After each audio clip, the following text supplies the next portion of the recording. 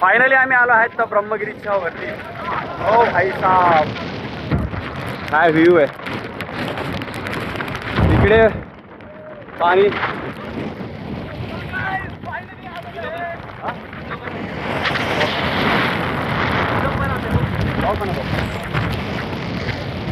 तर फायनली आम्ही आलो आहे.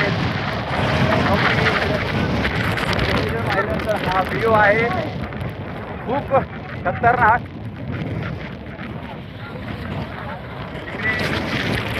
हवा मला अशी का वाटते खेचतीये. बरी आला तुमच्या इकडे हवा अशी खेचू लागली आहे. हे बघा काठीचा सहारा घेतलाय यांनी. अरे खतरनाक आहे, भारी आहे.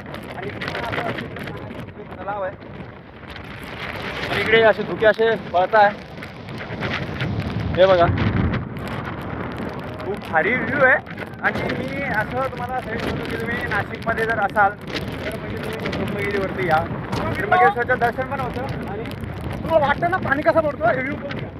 हे बघा मला असं वाटतं पाणी पडतं वरती काही. हे पूर्ण पाणी आहे.